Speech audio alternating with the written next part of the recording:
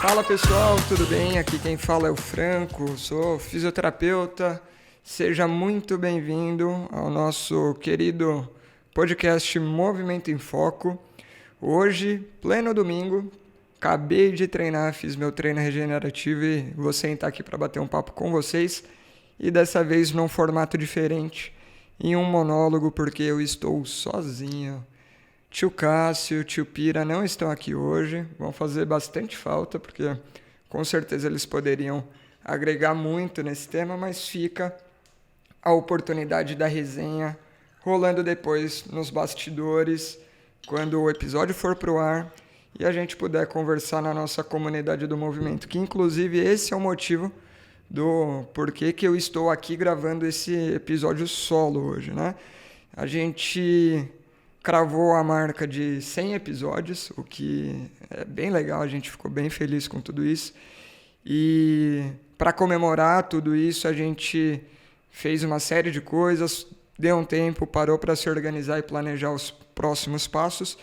E uma das coisas que saiu nesse período foi a nossa comunidade do movimento, e nela a gente estende a resenha não só do podcast, mas de todo o restante que a gente fala sobre o movimento, para além dos momentos que a gente está falando aqui, ouvindo, enfim. E é lá que a gente tem a oportunidade de continuar a discussão pós cada episódio que vai para o ar.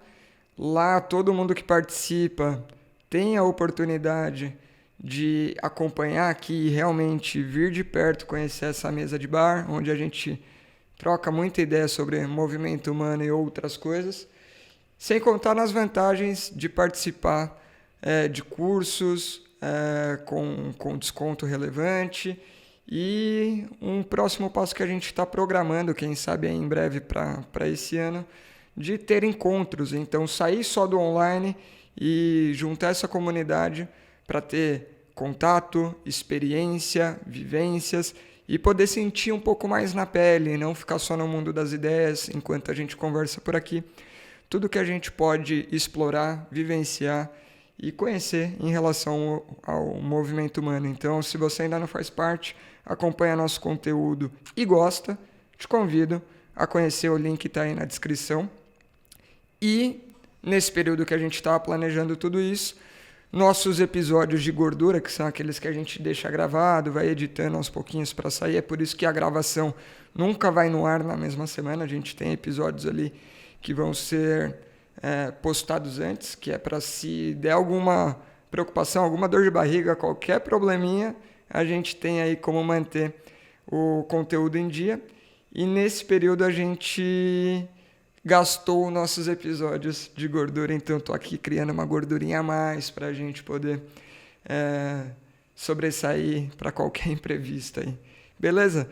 E é por isso que hoje eu vou conversar com vocês e nesse formato que eu tô achando bem estranho para falar a verdade, mas eu tô fazendo de tudo para encarar como se fosse um episódio normal.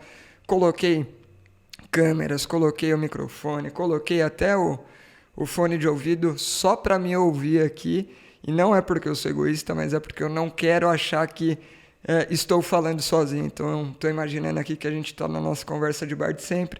Espero que você se sinta assim também.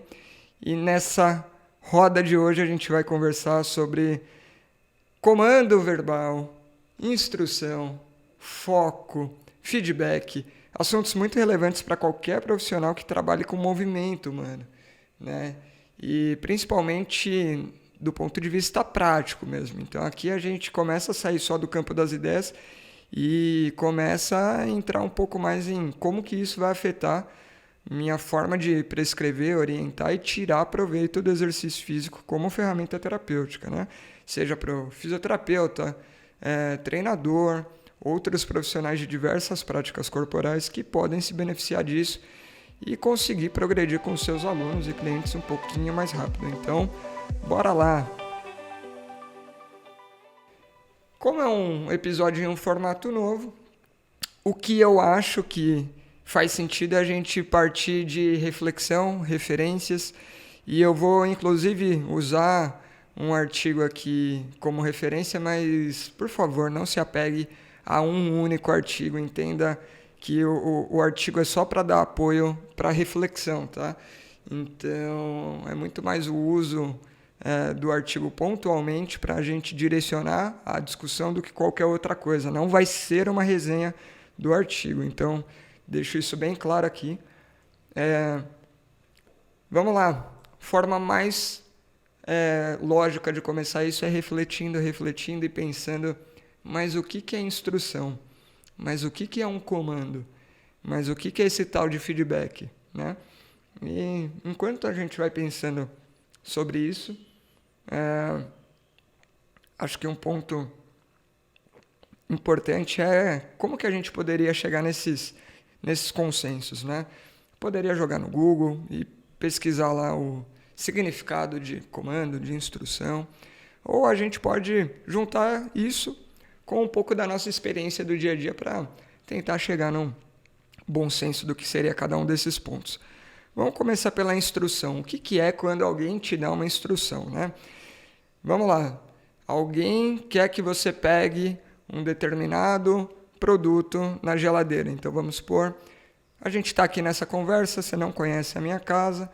Eu falo, cara, enquanto eu estou gravando aqui, você pode fazer o favor de pegar a cerveja, por mais que eu esteja tomando água hoje, pode pegar a cerveja lá na geladeira? Você não vai fazer ideia de onde é a geladeira, de onde fica, que cerveja que eu estou falando. Então, por mais que eu tenha te dado um comando, uma ordem, você não vai conseguir executar. Mas se eu der algumas instruções, falar, cara, a gente está aqui na sala, se você levantar e virar à sua direita, você vai entrar no corredor, a primeira porta à direita já é a cozinha, aí você vai encontrar a geladeira lá de frente, abre a geladeira, na prateleira ali da própria porta vai ter algumas cervejas, pega uma lá pra gente, por favor. Então isso se tornou um conjunto de ordens que você consegue seguir e que essas ordens, conforme você vai seguindo, você atinge um objetivo final. Então, acho que é a melhor forma da gente raciocinar sobre o que seria a instrução. E a gente vai ter instrução o tempo todo. Seja nessa situação simbólica que eu dei, quando a gente vai sair de um ponto e vai chegar ao outro. Então, você vai a um restaurante, você vai a um parque, você vai seguindo diversas coordenadas ali de uma instrução que o GPS pode te dar, que alguém pode te dar. Então, a instrução nada mais é do que esse conjunto de ordens e comandos em forma de um processo que, no final, você vai atingir algum objetivo específico. E quando a gente está pensando em movimento ou em exercício, a instrução ela está bem ativa ali no momento que a gente está explicando qual que é o objetivo e como que a gente vai fazer exatamente aquele exercício. Então, se eu pegar, por exemplo, uma ponte, vamos pegar a ponte bipodal, elevação pélvica, aí, como alguns conhecem, se você não conhece eu vou descrever e você vai entender. Espero descrever bem, né? Vamos lá. Eu posso chegar para uma pessoa e falar, cara, a gente vai fazer um determinado exercício, ele tem um objetivo X, Y, Z, e para cumprir esse objetivo, eu preciso que você deite, você vai deitar de costas, então já tem uma instrução aí, uma parte, né, um fragmento da instrução. Agora você dobra seus joelhos e apoia os pés, outro comando dentro dessa instrução. Afasta eles na largura do quadril e mantém o membro inferior alinhado, então não deixa nem os joelhos se baterem, nem o joelho abrir demais, então mais um pedacinho aí da instrução. E a partir daí a gente vai fazer o exercício que é realmente a ponte. Então, essa sequência, esse processo, colocou a pessoa numa determinada postura e a partir daí a gente vai executar realmente o movimento, o exercício. Então, a instrução a gente pode entender dessa maneira. O comando aqui, a gente já viu que dentro de uma instrução a gente tem um monte de comandos ali em sequência para gerar esse processo. Mas quando a gente está falando do exercício, esse comando que a gente está dando é o comando ação, é o comando para a execução do movimento desejado propriamente dito. Então, nesse momento, até mais do que falar sobre comando, vale a pena depois a gente dar uma refletidinha sobre o que seria o foco, né? Mas quando a gente pensa em comando, né? O que é alguém comandando, alguém liderando, mostrando o que tem que ser feito? É alguém que está ali dando as ordens, né? Dando a diretriz do que é para ser feito. E quase sempre isso vai ser, ou na verdade deveria sempre ser, um comando assertivo e no imperativo. Então, pegue a cerveja, abra a porta da geladeira, deite de costas, dobre seus joelhos. Então, todos esses são comandos, né? Então, são verbos que a gente põe ali realmente ordenando o que é para ser feito. Quando a gente está falando do comando pro exercício, aí a gente tem que entender essa questão do foco, que é o que eu acabei de falar. Por que é tão importante entender o foco? Porque ele que vai dar a luz aonde a gente vai direcionar a atenção do nosso cliente para executar aquela determinada tarefa. Então, um exercício mental que a gente pode fazer, imagina que você está numa sala escura, fechada, não entra nada de luz e, a princípio, como você não consegue ver nada, você não sabe o que tem nessa sala. Então, poderia ser essa sala aqui mesmo que eu estou gravando o podcast para vocês. Então, imagine o seguinte, enquanto eu estou aqui e não tem nada, eu não sei o que tem ao redor. Eu poderia ir tateando para ir descobrindo, né? Tentar ter, por meio da entrada sensorial ali das minhas mãos, uma noção do relevo, dos contornos, da textura e inferir o que tem nessa sala. Mas imagina que eu tenho uma luz focal. Então, eu peguei ali o farol da minha bike e estou direcionando ele para alguns pontos. Uma lanterna, realmente, né? Então, eu peguei aqui e joguei a lanterna para a direita. Eu vou falar, opa, tem um negócio aqui, movimento em foco. É uma placa. Opa, legal. Então, aqui à direita tem uma placa, mas eu não consigo ver o resto.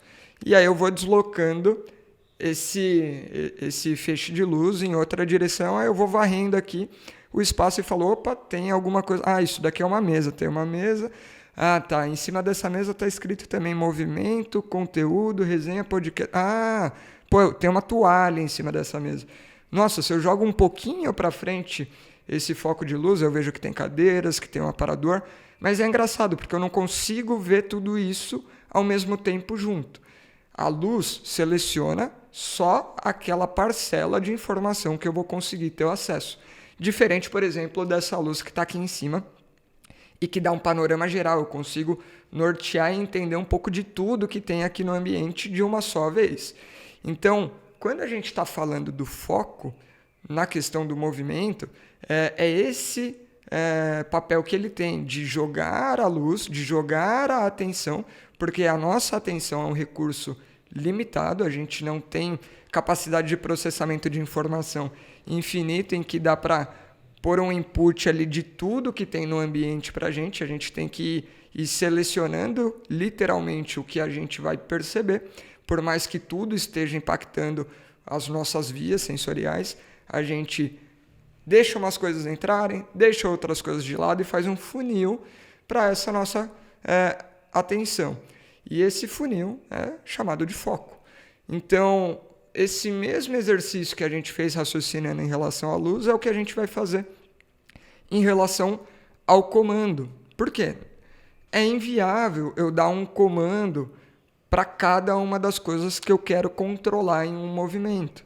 Isso seria contraproducente e ia chegar ali meio que ao limite e realmente atrapalhar a gestão da nossa atenção e provavelmente ia deteriorar o nosso desempenho em uma determinada tarefa. Então, se eu volto lá para aquele exemplo do exercício, da ponte, e vou bombardeando a pessoa de comandos, então eu falo, dei todas as instruções, ela atingiu a postura que eu queria, falo, agora a gente vai fazer a ponte.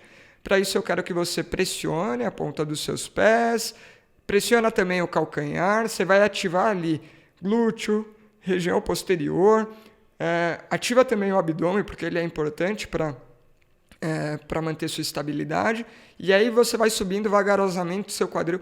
Eu vou bombardeando de vários comandos, vou criando novas instruções aí, vou deixando isso muito mais complexo do que poderia ser, e é capaz que a pessoa entre em freezing ali, congele e não faça exatamente o que você quer, ou se fizer com um desempenho relativamente suspeito, né? Então, entendemos o que é instrução, entendemos o papel do comando aí como ordem e que a gente vai ter que colocar luz e dar esse foco para o comando naquilo que é mais pertinente. E eu ainda consigo falar que existe na literatura um estudo, né, um conjunto de estudos a respeito do tipo de comando, né, com foco interno, com foco externo, e aí vale uma outra reflexão. O que a gente está falando na área do movimento quando a gente fala de interno e externo, né? A gente já ouviu isso daí provavelmente em outros momentos quando a gente vai falar sobre lesão e fatores de risco, né? Então, você tem os fatores de risco internos, fatores de risco externos. Então, o que é esse interno? Fator de risco interno são aqueles relacionados à pessoa, ao indivíduo, ao corpo propriamente dito. E os externos são aqueles que quebram essa barreira do corpo e estão no ambiente relacionados à tarefa, a tudo que está externo ao indivíduo. E aí, quando a gente está falando em foco, é a mesma coisa. Então, a gente vai ter aquele conjunto de comandos voltado para o foco interno, ou seja, para o indivíduo, para o próprio corpo. Então, por exemplo, na história lá da ponte, o comando de eleve a pelve, o comando de contraia o glúteo, contraia o abdômen, são comandos totalmente voltados para o indivíduo e até mesmo para um segmento corporal específico desse indivíduo. Enquanto do outro lado a gente pode ter comandos com foco externo. Quais são esses comandos com foco externo, né? E por que eles são importantes? Comandos com foco externo, eles quebram essa barreira do indivíduo e eles estão situacionados no ambiente, em tudo que está à volta, né? E a forma que o indivíduo tem de interagir com esse ambiente. Então, se eu voltar naquela mesma questão da ponte e der um comando de pressione os seus pés contra a maca, por mais que eu esteja citando o pé, o papel da ação aí está voltado para o ambiente, deformar a maca com os meus pés. Então aí eu tenho uma interação com o ambiente. Se eu colocasse uma referência, por exemplo, a pessoa está deitada ali, barriga para cima, eu colocar um bastão acima do corpo dela, né, na direção da pelve, e falar para ela, toque a sua pelve no bastão. Então, por mais que eu esteja citando a pelve novamente, eu estou dando um comando com foco externo, né, porque a referência é o bastão e não o próprio corpo, é o corpo em relação ao bastão. E aí a gente pode pensar em N exemplos diferentes para isso, mas só de entender essas variações a gente já vai conseguir progredir um pouco mais. Então, vamos lá, será que a grande reflexão que a gente tem que ter é que um conjunto de instruções ali vão gerar um processo que faz com que a pessoa atinja algum objetivo?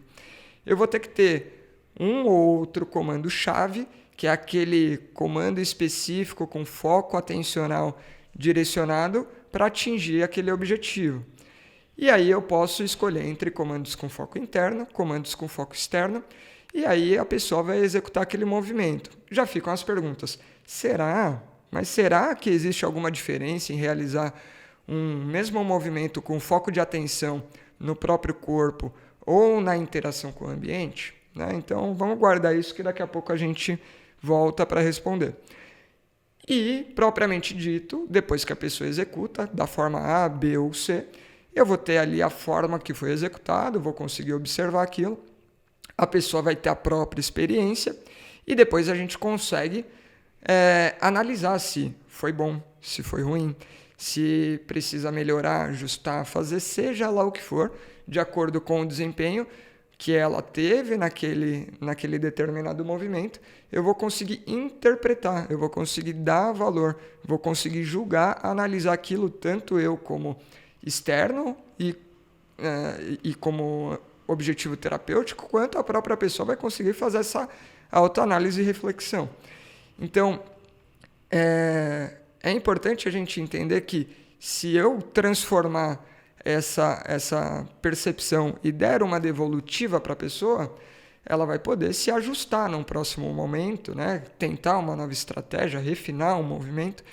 E é isso o tão chamado feedback, né? Que se a gente pega lá do inglês, né? Feedback, tem a ver com retroalimentação, retorno, né? Mas vamos esmiuçar um pouquinho mais, porque passa a ser bem importante. A pessoa executou, tem um determinado desempenho, eu tenho uma análise daquele desempenho e dou uma devolutiva para ela.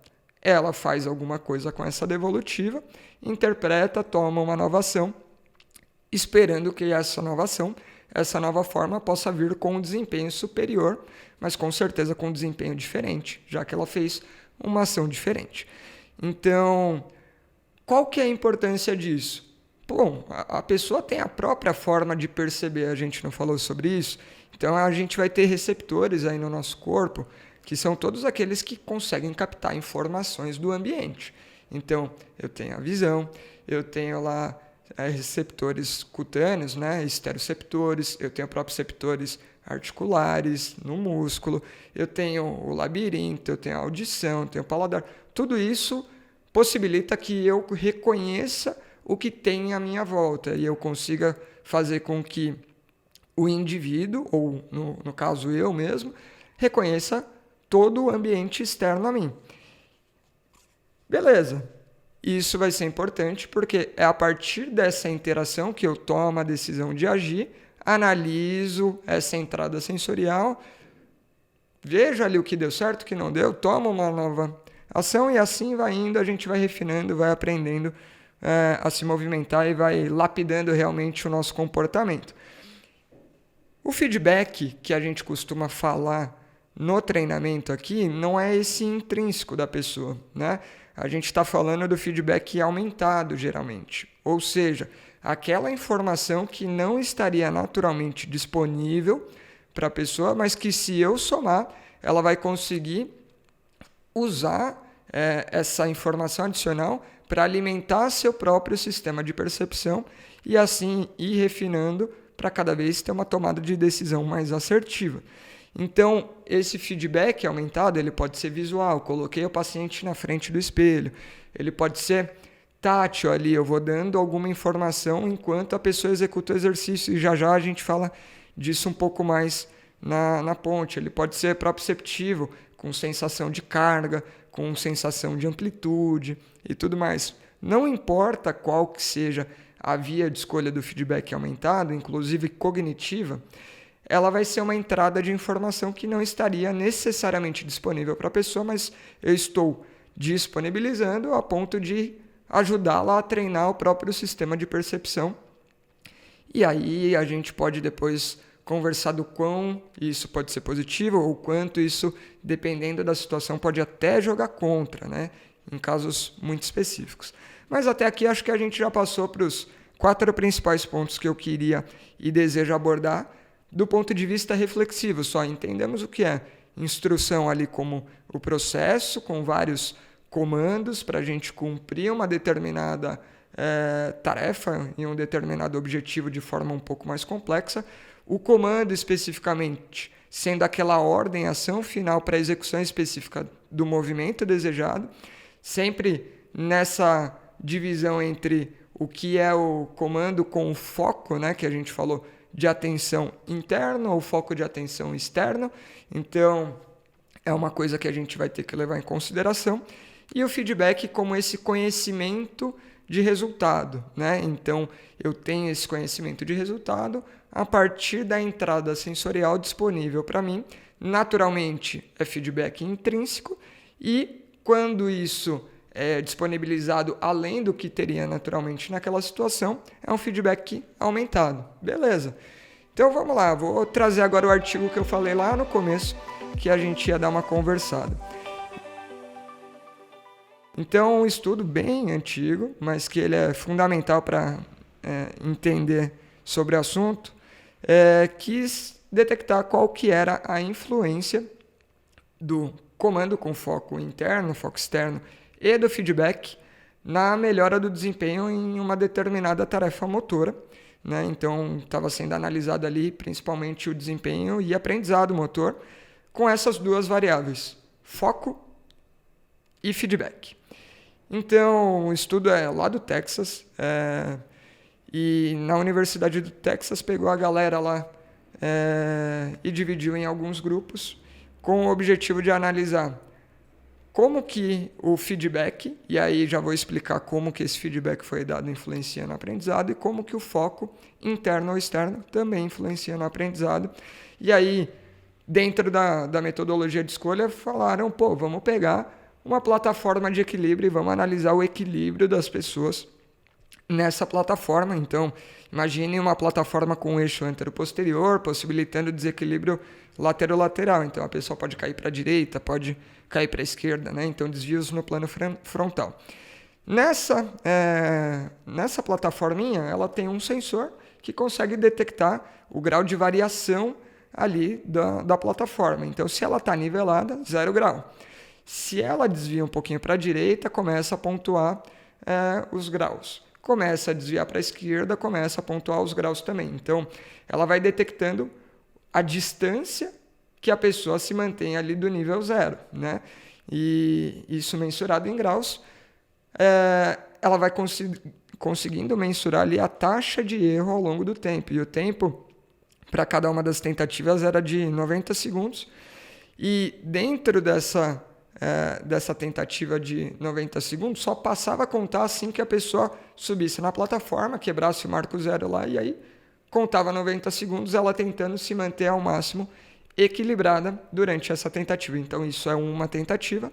E foram feitos 3 dias de prática, cada um deles com 7 tentativas. O primeiro utilizado ali como referência para avaliação, o segundo como treinamento e o terceiro como uma reavaliação, além de possibilitar, é claro, uma melhora do desempenho, porque a pessoa estava repetindo, mas entendam o último como reavaliação. O que foi feito, né?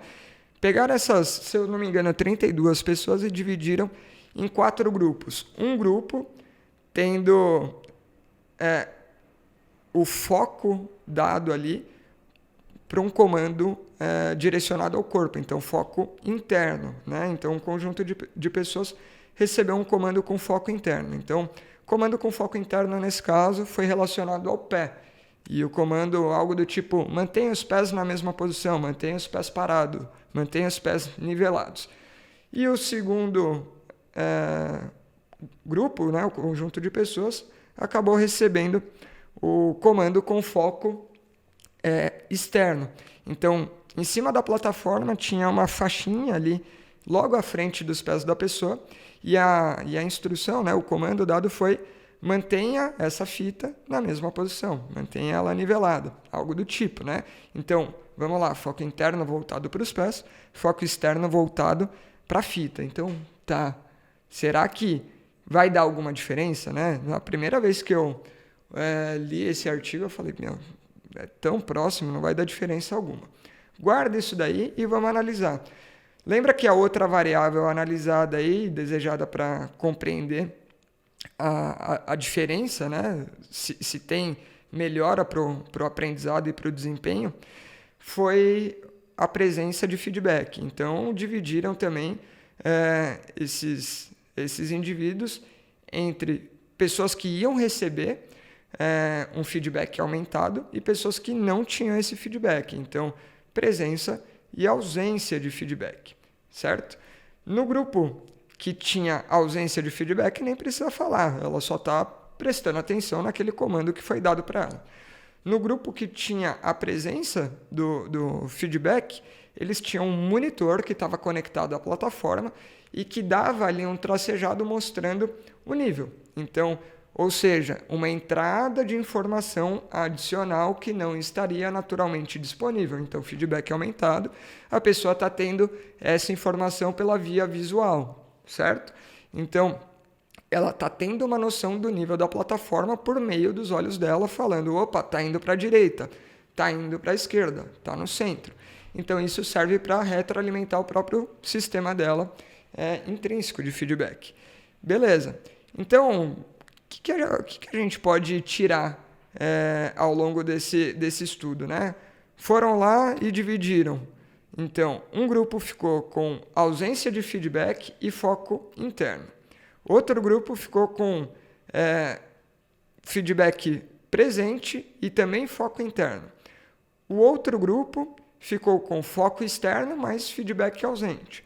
E o outro grupo, o último, ficou com foco externo e feedback presente.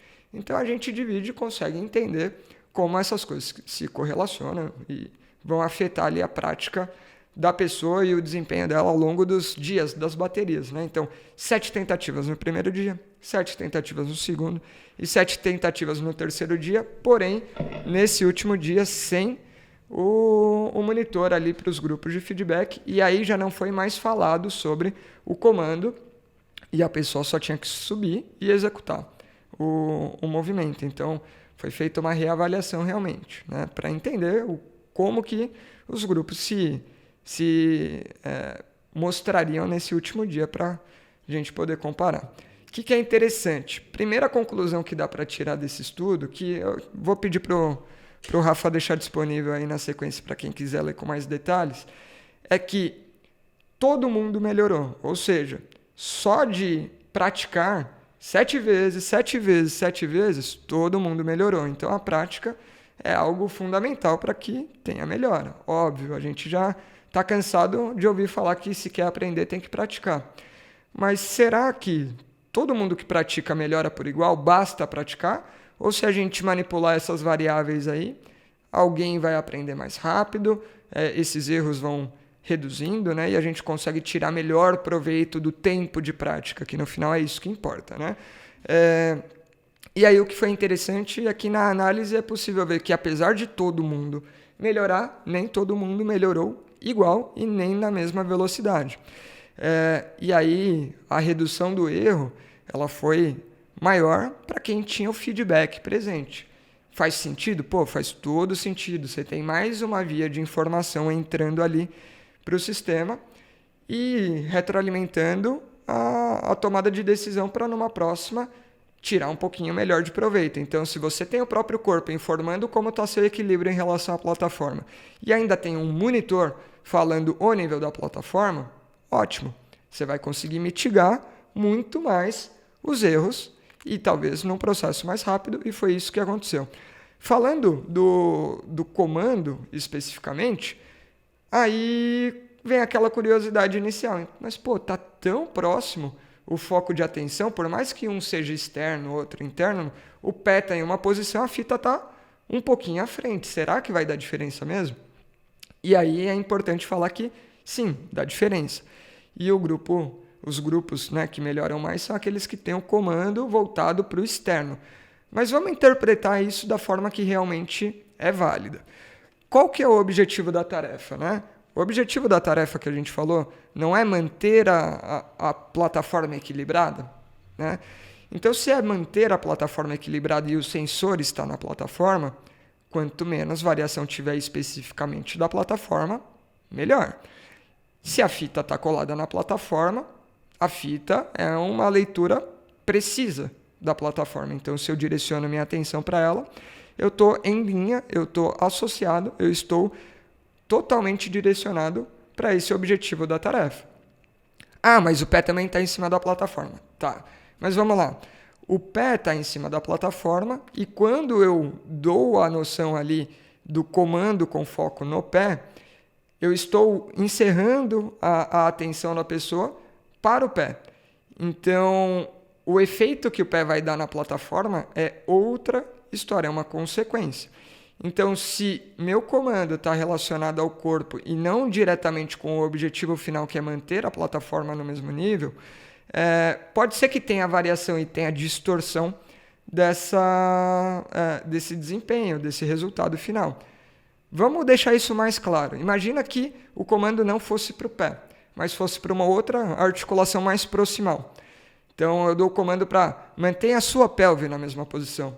Aí fica bem óbvio, né? Fica bem óbvio pensar que a pessoa pode manter a pelve na mesma posição, apesar da plataforma estar chacoalhando igual no vendaval de um lado para o outro. Então, quanto mais desassociado for o comando em relação ao objetivo final da tarefa, pior.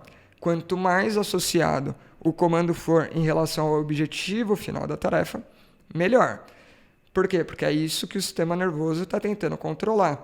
E aí pouco importa se você está usando o foco interno ou o foco externo. A grande questão é que é muito mais comum a gente interagir com o ambiente nas tarefas que a gente faz e, por isso, os comandos que são orientados para essa execução, especificamente, tendem a se sair superiores, como, por exemplo, mantenha a fita na mesma posição em vez do mantenha os pés na mesma posição, certo?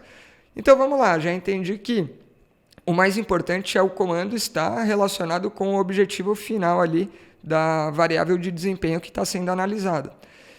Na tarefa que a gente analisou, tem um ponto importante que é manter a plataforma no mesmo nível. O que será que aconteceu com o pessoal que estava pensando no pé? Bom, primeiro de tudo, é interessante que eles não performaram tão bem. Mas tem um ponto mais interessante que é exclusivamente do grupo que tinha o monitor à frente, ou seja, tinha o feedback, mas tinha recebido a instrução com foco interno. O que aconteceu com esse grupo? A primeira tentativa deles foi bem ruim, apesar de ter o feedback, né? Olha que interessante. A gente tem um grupo que ficou bem melhor no desempenho, ou seja, a taxa de erro dele foi menor, enquanto os outros 3 grupos estavam lá deslocados com uma taxa de erro maior. E aí o que aconteceu foi que, nesse primeiro momento, na primeira tentativa, todo mundo ficou meio aglutinado e só quem tinha feedback com o foco externo performou muito bem. O que aconteceu? Na segunda tentativa, na terceira, na quarta, na quinta, na sexta, na sétima desse primeiro dia, começou a destoar bastante esse grupo que tinha o feedback, mas tinha o foco interno. Ele que começou super mal, começou a melhorar bastante e chegou muito próximo ali do grupo que tinha o foco externo e o feedback. Olha que interessante. Então, o que será, né, que aconteceu nesse momento? O que faz sentido a gente atribuir é que tenha tido uma confusão de entrada, né? Então, a plataforma está oscilando de uma determinada maneira e o monitor está me informando com precisão essa oscilação. Mas o meu foco de atenção está voltado para o meu pé, que não está totalmente em linha assim com o deslocamento da plataforma. Então começa a ficar incongruente, começa a ficar algo que não bate totalmente. Num primeiro momento isso gera erro, né? Que foi o que aconteceu. Num segundo momento, a pessoa começa a falar, não está fazendo muito sentido aqui. Não é do ponto de vista cognitivo, né? Sabido, é algo muito mais ali de vias mais baixas, né? Então, é algo que acontece apesar da atenção da pessoa estar voltada para isso. Então, o sistema começa a falar, cara, tá conflitante, eu preciso escolher uma coisa para confiar aqui, que parece ser melhor. E começa a direcionar um pouco mais a atenção para o feedback. E aí faz com que a pessoa provavelmente ali desempenhe melhor. E é um pouco disso que a gente consegue atribuir nesse exemplo. Segundo dia de prática, performando muito bem e igual os 2 grupos com feedback. Mas olha que interessante, o que será que acontece com esse grupo na hora que a gente tira o feedback dele? Ou seja, último dia, arranca o monitor da frente e vê o que acontece. Na hora que arranca o monitor da frente e vê o que acontece, é engraçado que o grupo que tem o feedback mais o foco externo, né, que foi treinado dessa maneira, na hora que ele fica sem o monitor, ele continua progredindo, ele continua melhorando e a taxa de erro dele vai caindo ainda mais, mesmo no dia da retenção, né, no dia do teste final. Enquanto o grupo que tinha o monitor na frente, ele fica meio que estagnado, ele entra num platô ali e poderia até ter piorado dependendo da tarefa, né, porque é comum que possa haver uma dependência, né? Então, se a pessoa se apoiou fortemente na informação vinda pelo monitor e esse monitor está ausente, grande chance do desempenho dela deteriorar, né? Então, olha que interessante.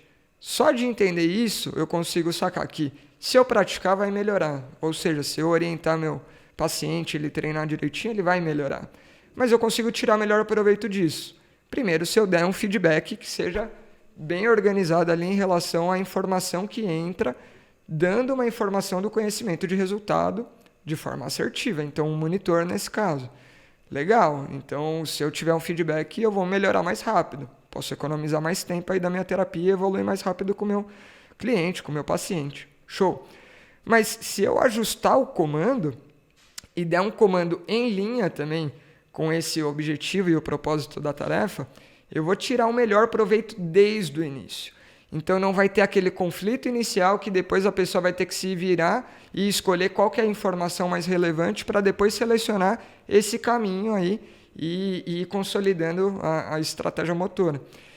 Por quê? Porque eu já vou alimentando com a boa informação e fica só o que é relevante.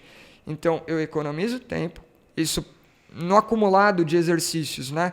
Faz eu progredir do exercício 1 para o exercício 2 mais rápido do que os outros grupos. E no montante de exercício 1, exercício 2, sessão 1, sessão 2, sessão 3, faz com que eu, no acumulado de sessões, consiga progredir muito mais rápido do que alguém que só está treinando com qualquer feedback ali dado e com qualquer comando, em que talvez ela vá melhorar, mas não num passo tão interessante. Então a gente está falando de economia de tempo, está falando de economia de dinheiro, está falando de assertividade só com esses aspectos, né? Então, fica aí, já deixa. Vamos treinar? Vamos treinar. Vamos praticar? Vamos praticar. Vamos dar o feedback? Vamos dar o feedback. Vamos dar um comando? Vamos dar o comando. Mas vamos acertar nessas escolhas que aí a gente vai tirar melhor proveito e vamos entender um pouco disso agora, tentando levar um pouco para a prática nesses minutos finais. Boa, depois de toda essa ladainha, lenga-lenga e discussão, a gente já entendeu um pouco sobre o que é a instrução, o que é o comando, o que é o foco, que eu posso dar foco interno, foco externo, feedback, mas vamos tentar raciocinar com isso em cima do exemplo que a gente deu da ponte, né? Então, instrução, deite de costas, dobre seus joelhos, apoie os pés sobre a maca, afaste seus joelhos, mantenha o alinhamento do membro inferior. Então, eu vou dando todas as diretrizes do processo que eu quero que seja cumprido. Agora, na ação mesmo, que eu vou dar o comando, né? O que seria, por exemplo, um comando com foco interno, com foco externo? Vamos primeiro entender qual é o objetivo. A ponte vai ter como... Não estou falando, vou deixar bem claro, que não é o objetivo do porquê você escolhe fazer uma ponte. Eu quero recrutar musculatura da cadeia posterior, eu quero fortalecer X. Não é isso que eu estou falando. O objetivo aqui é o objetivo do movimento propriamente dito em termos físicos, né? Então, é uma forma de deslocamento ali de um segmento corporal de um ponto do espaço mais baixo para um ponto no espaço mais alto, até que o corpo atinja um alinhamento constante do joelho aos ombros. É disso que a gente está falando. Tá, agora, no que o sistema nervoso se atenta, deveria se atentar para conseguir executar esse movimento? Bom, o sistema nervoso controla a postura, sustentação, e controla movimento, ação. Então eu tenho que me atentar a qual que é o conjunto de recursos necessários para dar uma boa sustentação e ter uma ação que me tire do ponto A mais baixo e me passe para o ponto B acima, mantendo aquele alinhamento desejado. Show! Então, para atingir isso, a pelve não sobe sozinha, ela não é elevada do nada, né? A não ser que venha um guindaste ou alguém removendo ela do assento, eu preciso de ação muscular para isso. E essa ação muscular vem por meio da interação com a superfície de apoio, ou seja, eu uso a força de reação do solo para elevar essa pelve. Então, eu preciso pressionar o solo e usar a força para ela subir. Então, eu empurro e o quadril, consequentemente, sobe. Então, vamos raciocinar isso como a gente poderia fazer uma progressãozinha de exercício nesse exemplo. Eu vou lá, coloco a pessoa na posição, falo, a partir de agora a gente vai fazer um exercício que é pressionar a maca. Então, você vai esmagar a maca com seus pés, tudo bem? Então, o comando é pisa. Então, você viu que eu dei várias instruções, expliquei qual que é o objetivo, só que aí eu dei um comando final, que é só nisso que a pessoa deve pensar. Então, eu entro ali com um comando pisa. Eu vou lá, pisa, a pessoa pisa, pisa. Ela vai tendo a entrada sensorial dela, sentindo que a maca está deformando, sentindo o grau de tensionamento da musculatura, sentindo a pressão na região plantar, vai sentindo uma série de coisas ali que vão falando, opa, eu estou esmagando a maca, não estou esmagando a maca. Estou esmagando mais com o calcanhar, mais com a ponta do pé ou com o pé como um todo. Então ela vai alimentando esse sistema sensorial dela e vai refinando a ação a cada tentativa. Legal. Vamos juntar o feedback nesse ponto, né? Eu posso ter o feedback em real time ali, então, no momento da execução, onde, por exemplo, eu entro com um feedback aumentado junto com o joelho da pessoa. Então, eu coloco minhas mãos sobre o joelho da pessoa e ajudo ela a esmagar a maca. Concordam comigo que essa não seria uma informação naturalmente disponível no exercício? Ela passou a estar disponível a partir do momento que eu pressionei junto com ela. Então, eu estou entrando na mesma linha da sensação lá da pressão no pé, com uma pressão adicional. Então, está entrando mais informação da mesma linha. Isso reforça que, é essa sensação que eu tenho que ter, é isso que eu tenho que buscar, é essa pressão. Então, esse é um feedback aumentado, que não é visual, né? Como a gente está falando, ele tem a ver com estereocepção e propriocepção, e que ajuda no refinamento dessa ação. E aí eu posso ir direcionando o foco da atenção da pessoa para outras coisas. Falar, nota que a cada vez que você pisa, tá vendo que o quadril quer sair um pouquinho da maca? Ele dá essa elevadinha? Legal, então eu já estou associando com uma outra coisa. Eu faço A, acontece B. Eu piso, o quadril sobe. Legal. Então, vamos usar isso a nosso favor e vamos emparelhar os estímulos. Então, agora, você não vai falar isso para o paciente, né? Eu estou falando isso aqui só em termos reflexivos, né? Então, para o paciente você vai ser bem mais simplista, para o cliente, né? Então, entrei lá com feedback aumentado, ajudei ela a esmagar, ela sentiu que o quadril subiu, eu posso já progredir e falar, é essa força que a gente vai fazer para justamente pisar na maca e elevar o quadril. Então, você vai tirar ele da maca até que seu corpo todo fique reto. Então, eu entrei com um novo conjunto de instruções. Isso é comando? Não, isso não é comando. O comando agora vai ser pisa na maca e eleva o quadril. Então, olha que já virou uma frase mais complexa. Pisa na maca, eleva o quadril. E aí eu vou falando, pisa na maca e eleva o quadril, junto com a minha mão. Pisa na maca e eleva o quadril. Pisa na maca e eleva o quadril. Aí daqui a pouco já não precisa repetir mais toda essa frase longa, porque vai acontecendo o tal do condicionamento, do emparelhamento dos estímulos ali. Depois a gente pode até falar mais sobre isso, né? Então, a pessoa entende que ela faz A, acontece B. Faz A, acontece B. Daqui a pouco eu não preciso mais falar do B, eu já vou focando só no A. Então, pisa na maca e eleva o quadril. Pisa na maca e eleva o quadril. Pisa na maca e eleva. Pisa na maca. Pisa, pisa, pisa. E a pessoa, nesse momento, provavelmente já vai ter entendido que, na hora que ela pisa, o objetivo final é que o quadril eleve e chegue naquela altura desejada, né? Então, eu estou dando aí um comando com foco externo, bem direcionado para o pé, por mais que depois, direcionado para o pé deformando a maca, por mais que depois eu use isso como consequência para a elevação do quadril. Se eu desse direto um comando ali do tipo eleva o quadril, eu estou colocando foco, a atenção da pessoa naquele segmento corporal. E aí os meios para ela atingir esse objetivo podem ser outros que não aquela sinergia, aquele conjunto de músculos que eu desejava, certo? Então, eu vou tendo aí consequências que às vezes não estão meio que dentro do que eu desejaria. Basicamente isso. E eu consigo ir extrapolando dos exercícios mais simples para exercícios cada vez mais complexos. E eu posso usar esse mesmo comando do pisa mais para frente para, por exemplo, treinar um sentar e levantar. Então, coloco um tapetinho ali, então um outro feedback sensorial que a pessoa vai ter para ter a noção de que ela está pressionando. Então, é um feedback aumentado aí proprioceptivo, que ela vai ter a sensação de deformar o tapetinho sensorial. E eu falo, pisa e levanta. Então, é pisa e levanta. Daqui a pouquinho eu vou falando pisa e levanta, não preciso mais falar. Ela já entendeu. Eu posso usar só o pisa ou só o levanta, que ela já vai entender que as duas coisas já estão emparelhadas. E o que garante que isso acontece? Bom, então aí a gente vai ter que voltar e entender um pouco do que é esse tal de condicionamento que eu falei lá atrás. Com certeza vocês já ouviram falar, e se não ouviram, vão ouvir em algum momento, ou essa vai ser a primeira vez pelo menos. O condicionamento a gente costuma ter ali relacionado à aula de aprendizado, né?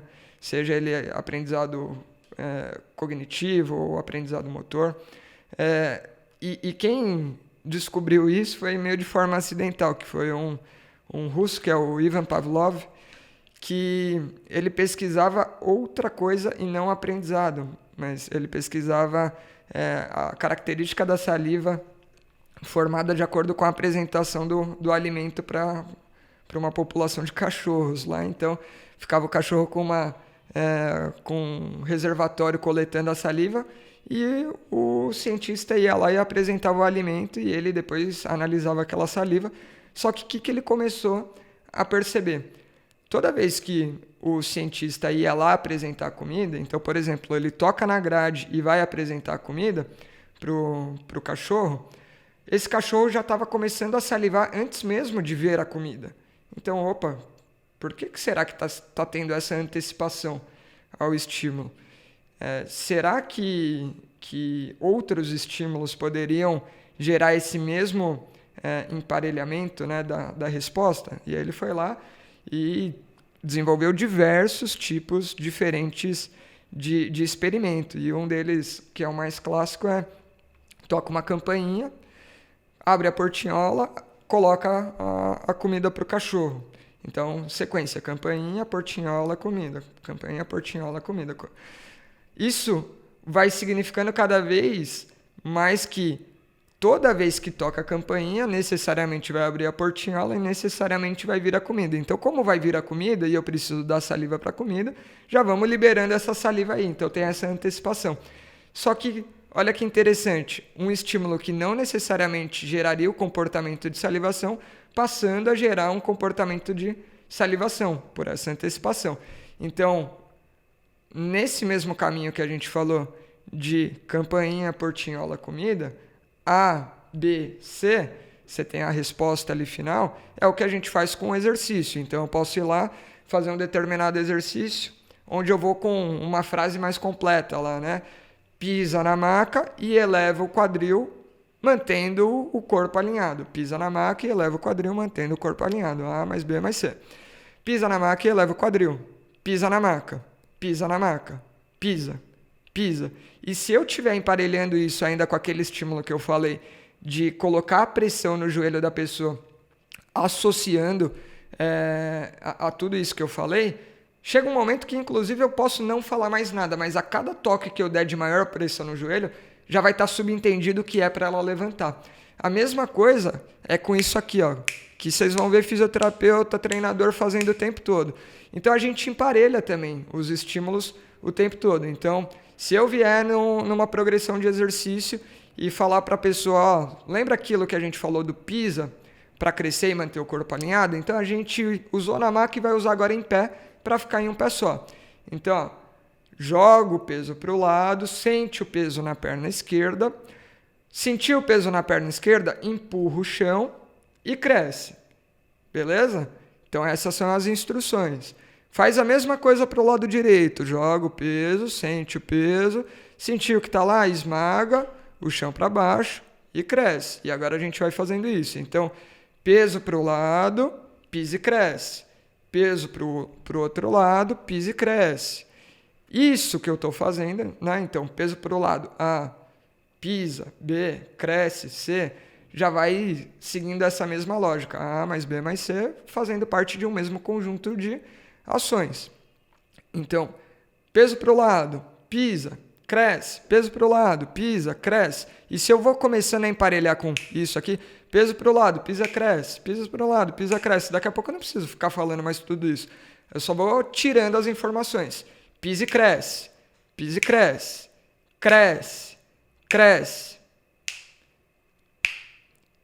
E a pessoa segue executando a cada estalado de dedo a alternância de um apoio para o outro, mantendo tudo aquilo que você desejava. A ação de pisar, a força ali, o tônus extensor de crescer e mantendo o alinhamento. E nada mais é do que aprendizado justamente por conta do condicionamento do estímulo e resposta. Certo? Conseguimos, acho que, passar por muita coisa aqui. E aí o último ponto que eu queria falar é exclusivamente sobre o feedback, porque a gente falou, pô, o feedback é muito bom, ele melhora, né, o desempenho, mas lembra que eu tinha deixado um contraponto? Que contraponto é esse? Se o feedback tem a função de retroalimentar meu sistema de percepção, o que acontece? Ele deveria dar informações que nutram o próprio sistema da pessoa para uma boa tomada de decisão na sequência, vindo com uma boa estratégia motora que cumpra a tarefa com um ótimo desempenho. Lindo. Mas o que acontece? Se eu tiver um comando ruim junto com aquele feedback, pode ser que a pessoa se apoie, se ancore muito no feedback e não consiga refinar tanto assim o sistema de percepção e ação dela. E aí o que vai acontecer? Se eu ficar com aquilo extenuante, talvez a pessoa fique tão ancorada naquilo que ela fica dependente. Então, o que vai acontecer? Em momentos iniciais do nosso treinamento, a pessoa já tem um desempenho pobre, né? Um desempenho ruim, para não dizer catastrófico ali. O que a gente vai fazer no geral? A gente vai simplificar. Simplificar os exercícios, as dinâmicas de tudo que a gente vai fazer, a ponto de ter um desempenho otimizado, mesmo que numa tarefa mais simples, porque é acertando que ela vai aprender e vai refinar o estímulo e resposta desejado, né? E é nessa situação que eu deveria colocar e acrescentar o feedback a ponto de ajudar esse sistema que ainda não está calibrado do ponto de vista de percepção a calibrar qual que é a percepção adequada, a ação adequada. E eu posso fazer isso com feedback em tempo real, como, por exemplo, aquele proprioceptivo, né, que eu falei, do apoio da mão no joelho da pessoa. Eu posso colocar a pessoa de frente para o espelho, por exemplo. Então, ela está recebendo em tempo real a informação da visão, que é um estereoceptor, capta informações do ambiente, mas agora como proprioceptor, para ajudar no entendimento de como o corpo dela está se posicionando no espaço. E isso vai retroalimentando o sistema dela e vai ajudando a balancear ali sistema proprioceptivo distal, o labirinto dela, para falar, opa, você está alinhado, não está alinhado, você está equilibrado, não está equilibrado, até que chega um momento que isso vai refinando a tal modo que, em teoria, eu deveria conseguir desmamar e tirar aquele feedback aumentado que eu dei, por exemplo, com o espelho. O que vai acontecer? Se eu não treinei suficientemente bem e não coloquei o passo a passo desejado, principalmente em relação ao comando, à ação da pessoa e ao foco que eu estou dando para a execução da tarefa, na hora que eu tiro aquilo, é como se eu tirasse a muleta da pessoa. Então, a tendência é do desempenho deteriorar. Então, o que a gente pode fazer? A gente pode ir tirando esse feedback aos poucos para garantir que o desempenho continue otimizado e ela não fique dependente. Ela use o feedback simplesmente como um filtro da ação dela. Então, vamos lá. Se, por exemplo, eu estou numa determinada sessão dando feedback ao final de cada série de exercício, eu posso, daqui a pouquinho, dar ao final de um conjunto de 2, 3 séries, ou só ao final de todo o exercício, todo aquele bloco de exercício. Daqui a pouco, nem mais comando eu estou dando, porque a pessoa já está meio que autossuficiente na percepção dela, né? E é interessante porque é comum que a pessoa realmente vá ficando dependente e às vezes ela fala, e aí, foi bom?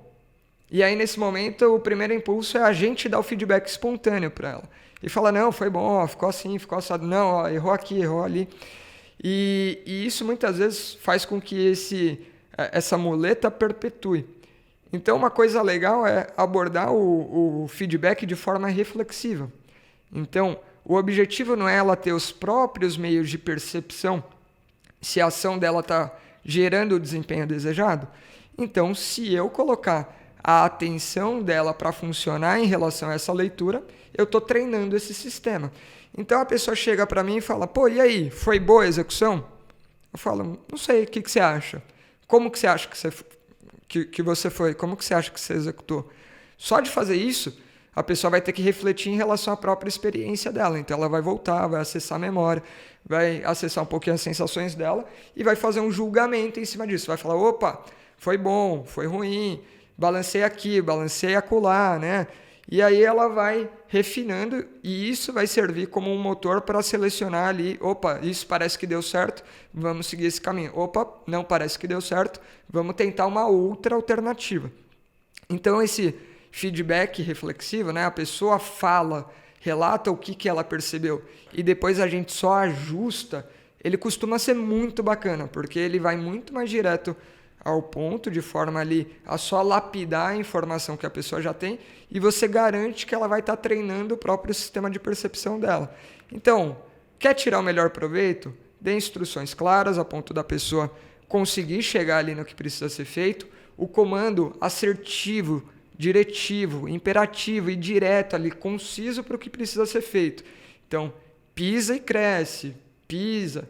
Não fica dando comando com muita coisa atrelada, ou seja, seu comando não pode ser uma instrução, né? Não pode ser contrai o abdômen, contrai o glúteo, pisa, sobe o quadril, mantém alinhado, não deixa o joelho para o lado, não deixa... Não, isso não dá para ser porque você vai deixar a pessoa maluca. Lembra que o foco de atenção é limitado? Então vamos trabalhar para otimizar esse foco de atenção limitado a ponto de conseguir o melhor desempenho possível. Então, se eu drenar todo ele, acabou. Então, eu vou colocar só o necessário. E esse só o necessário tem que ser um comando com foco voltado para o que precisa ser realizado naquela tarefa. Que quase sempre um comando com foco externo vai ser o mais alinhado em relação a isso. Então, por isso que existe uma certa superioridade. É em toda situação? Não. Em algumas situações você não vai conseguir necessariamente achar um melhor comando com foco externo, e tudo bem se eu usar um comando com foco interno. Lembra lá que na discussão que a gente fez, todo mundo melhorou, inclusive quem recebeu o comando com foco interno, desde que você já ache um jeito de transformar, assim que possível, aquilo num comando diretivo propositivo pro foco externo, pro desempenho final da ação lá. Então, vamos usar aquele emparelhamento. Eu posso falar do... coloca pressão, contrai X, posso? Coloca o umbigo para dentro? Posso, desde que eu não fique preso a isso. Então, eu vou usando isso como uma certa instrução para depois emparelhar. Então, ó, coloca pressão. Tá vendo que quando você coloca pressão, eu tento furar sua barriga ela não deforma, né? Então, estou falando de pressão intraabdominal aqui, né? Então, eu estou dando e alimentando o sistema dela com uma certa percepção. Na hora que você contrai tal músculo, colocando o umbigo para dentro, eu tento furar a sua barriga e eu não consigo. Agora, ó, relaxa. Tá vendo que na hora que relaxa, meu dedo fura a sua barriga? Ah, legal. Então, vamos lá. Se você colocar essa pressão, eu não vou conseguir furar. Então, eu já vou emparelhando ali. Coloca a pressão, coloca o umbigo para dentro, não deixa eu furar. Coloca o umbigo para dentro, não deixa eu furar. Não tem nenhum problema fazer isso, desde que daqui a pouquinho eu só use a referência ali de isso, não deixa eu furar sua barriga. Mantém firme, não deixa eu furar. Então, o não deixa eu furar é com certeza um comando negativo. Lembra que a gente falou? Que o melhor é que seja um comando propositivo. É melhor que o comando seja com foco para o que precisa ser realizado do que com foco para o corpo, mas dá para usar esses comandos. Então, não deixa eu furar vai elucidar essa resposta. Mas eu poderia ir direto para colocar o dedo na barriga da pessoa e falar, empurra o meu dedo para fora. Porque se ela conseguir fazer isso, provavelmente ela vai chegar naquela mesma ação que a gente conversou anteriormente. Então, todos esses são caminhos possíveis. Existe certo e errado? Não. Certo vai ser aquele que vai te levar a cumprir o objetivo que você quer. Existe um caminho que é mais eficiente? Sim, existe. Se a gente conseguir executar dessa maneira, a gente vai tirar melhor proveito, vai economizar tempo, vai chegar no nosso objetivo mais rápido e o paciente vai ficar satisfeito com muito mais facilidade. Certo? Acho que é isso por hoje. Discussão aqui e reflexão longa. Com certeza daria para falar e conversar sobre muito mais coisa. E a gente pode continuar essa resenha lá na nossa comunidade do movimento, no Discord. Espero vocês. Pessoal, muito obrigado pela atenção. Se gostaram desse modelo, deixa um feedback aí que eu posso gravar, o Rafa pode gravar, o Cássio pode gravar. E a gente vai fazendo esses monólogos aqui interativos e reflexivos que, quem sabe, ajudem a gente na nossa prática como profissionais do movimento. Certo? Muito obrigado, até a próxima e tchau!